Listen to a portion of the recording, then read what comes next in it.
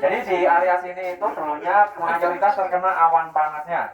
Dan di depan kita ini ada miniatur rumah ini sebelum terkena erupsi Merapi. Jadi kondisinya seperti ini. Soalnya rumah ini dulunya sekaligus menjadi balai desa. Nah, untuk bagian-bagian rumahnya yang depan itu yang buat kita foto tadi itu terasnya. Kemudian yang buat kita tempatin ini dulunya balai desanya. Kemudian yang belakangnya yang asli rumah pemilik rumah ini yang belakang sini atau yang sekarang ditata buat ruang tamu. Kemudian di belakang sini itu ada dapur di sana. Dan di ujung sana yang sekarang buat warung itu dulunya puskesmas, posko kesehatan. Dan di belakang rumah sana itu dulunya ada kandang sapi, tapi sekarang kandangnya itu udah rubuh soalnya terbuat dari kayu atau bambu.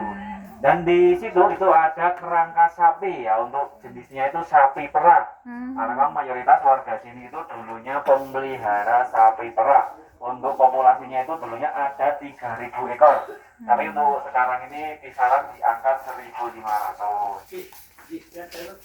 Nah, di sini ini juga ada gamelan pemilik rumah ini. Dulunya ada kesenian kerawatan atau jalanan. Oke, di sini ada contoh erupsi tahun 2006. Nah, di sini ada foto-foto contoh erupsi 2006. Begini. Dan di sini ini ada foto pencarian atau penggalian atau evakuasi relawan yang terjebak di dalam bunker. Jadi pada tahun 2006 itu ada relawan yang niatnya mau berlindung di bunker tapi malah terkena hawa panasnya. Itu kejadian 2006. Tapi untuk setelah 2006 atau terakhir erupsi yang 2010 itu nggak ada korbannya untuk di dalam bunker. Tapi untuk warga-warga sekitaran sini itu banyak korbannya. Ada 341 korban jiwa.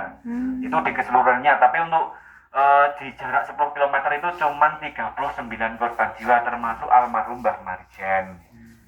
Dan di sini ini ada bunker. Nah, bunker itu merupakan ruangan bawah tanah yang digunakan untuk perlindungan dari awan panas atau wedus gembel. Nah, ini letaknya di Kaliadem.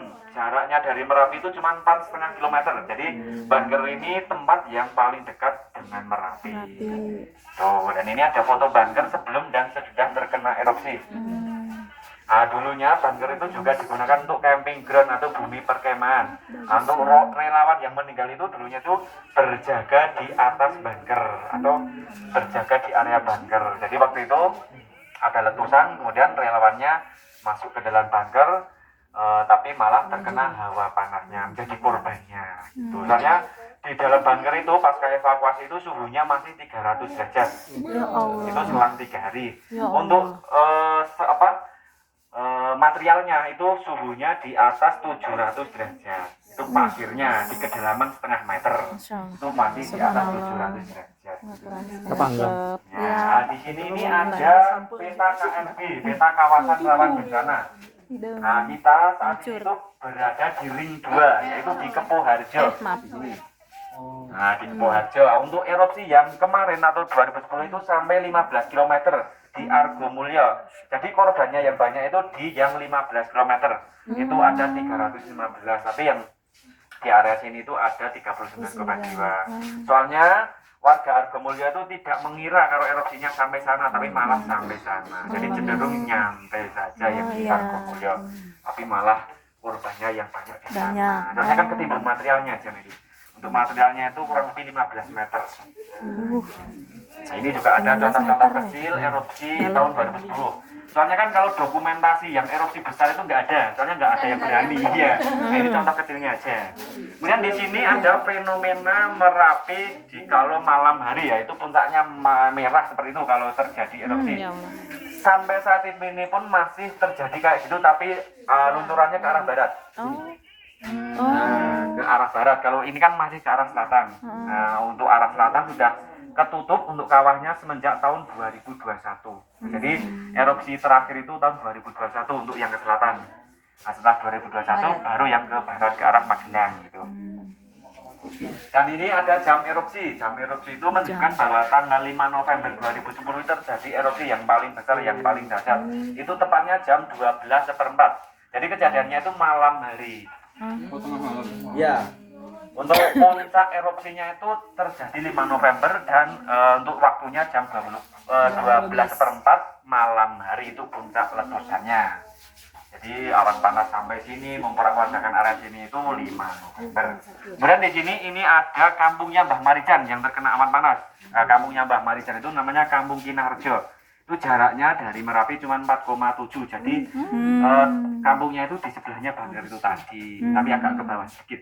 Dan di bawahnya ini ada rumahnya Mbah Marijan yang di Kinarjo. Kemudian di depan rumahnya Mbah Marijan itu ada mobil APV ya. Mobil APV itu merupakan mobil yang mau mengevakuasi Mbah Marijan, tapi sayangnya Mbah Marijan nggak mau turun. Kemudian relawan dan wartawan yang mau mengevakuasi itu ikut meninggal di rumahnya Mbah Marijan. Nah, untuk relawannya ditemukan di dalam mobil, untuk wartawannya ditemukan di dalam rumah di ruang tamu. Dan untuk Mbah Marijannya itu ditemukan di ruangan sembahyang dalam kondisi sujud. Gitu. Nah ini ada kalau untuk kejadiannya itu maghrib, kejadian meninggalnya Mbah Marijan itu jam 5:15, yaitu menjelang maghrib.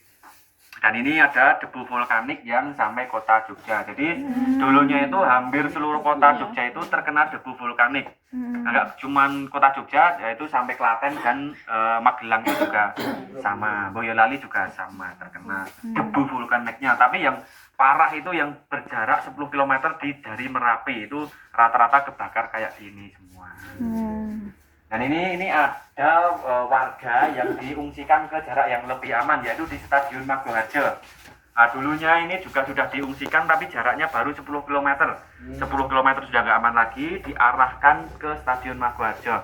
Ini fotonya dibikin hitam putih itu tak karena wajah dan tangannya itu sudah melepuh. Soalnya kan sifatnya darurat ini. Jadi kan Merapinya itu dulunya nggak bisa diprediksi. Jadi pergerakannya cepat atau jarak luncurnya itu sangat cepat, kemudian nggak sempat untuk lari, kemudian tersapu awan panas. Tapi alhamdulillah semuanya masih selamat. Kemudian di sini ada fotonya Mbah Marijan. Nah, yang pakai baju koko putih itu almarhum Mbah Marijan. Kemudian di sampingnya itu anaknya Mbah Marijan. Nah, namanya Pak Aseh. Nah, Pak Asih itu yang menggantikan Mbah Marijan menjadi juru kunci sampai saat ini. Tapi beliau tempatnya di Huntap. Jadi nggak di rumahnya lagi, tapi di Huntap. Soalnya kan nggak diperbolehkan untuk petilasan Mbah Marijan itu sekarang cuma untuk wisata aja. Gitu. Dan ini ada perumahan yang dibikin pemerintah untuk warga-warga yang terdampak erupsi. Namanya Huntap Hunian Tetap. Jadi warga-warga sini atau warga-warga yang terdampak erupsi Merapi itu semuanya dibikinkan rumah ya perkomplakan seperti itu, namanya Huntap. Itu semuanya dapat kurang lebih ada 700 rumah yang dibantu pemerintah. Dan di sebelahnya ini ada foto pemakaman massal. Untuk foto pemakaman massalnya itu dibagi 2 bagian. Nah, untuk yang atas ini pemakaman massal yang di Desa Mbabatan. Nah, itu yang 300 lebih itu di Desa Mbabatan. Untuk yang di bawah ini yang dimakamkan di Desa Tangkisan. Itu 36 korban jiwa. Untuk yang di Desa Tangkisan itu nanti kita lewat untuk pemakamannya, melewati di seberang jalan, nanti bisa ditunjukkan sama drivernya masing-masing. Oke, bisa berlanjut di sini. Ini area dapurnya. Ini peralatan-peralatan dapur yang masih bisa diselamatkan walaupun keadaannya rusak. Itu ada kompor gas juga. Nah, kalau yang fotonya ini barang-barang yang sebelum ditata atau barang-barang yang masih berdebu. Kalau itu fotonya itu diambil setelah meninggalnya Mbah Marijan. Jadi itu untuk atap rumahnya ini masih. Nah, dulunya pasca 5 November itu rumah atapnya ini sudah hancur semua. Jadi fotonya itu setelah pasca meninggalnya Mbah Marijan 26 Oktober. Soalnya kan erupsi yang paling besar itu selang 10 hari setelah meninggalnya Mbah Marijan. Lalu erupsi yang paling besar. Oke, ini juga ada barang-barang. Dan di sana, di ujung sana itu ada foto-foto yang warga-warga sudah sampai ke titik yang paling aman, yaitu di Stadion Maguharjo di ujung sana.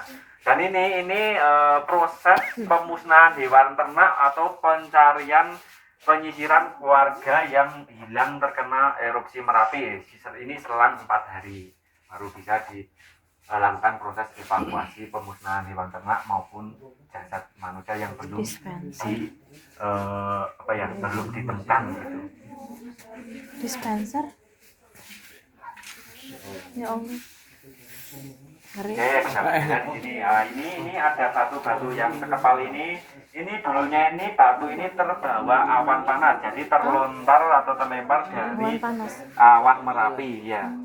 Dan di atas ini merupakan kampung Kaliadem. Sebelum kita ke Deloswet tadi itu kan lewat jalan yang susah. Nah itu kampung Kaliadem namanya. Dulunya itu kondisinya seperti itu, ketutup material kurang lebih 6 meter. Nah, jadi di sini terkena awan panas ya. Dan di sini ini ada debu vulkanik. Debu vulkanik itu awan panas yang sudah terkena angin dan menjadi seperti ini, pasir atau debu. Nah, ini sebelum terkena angin itu suhunya kalau masih di langit itu suhunya masih di atas 200 derajat tuh, sebelum terkena angin. Dan ini foto-foto yang ada mobil PMI dan Kopassus ini pemukiman warga yang di bawah sana, yang di jarak 15 km dan untuk korbannya yang banyak di sini, namanya Desa Ngansar atau Argomulyo. Nah, untuk ketebalan material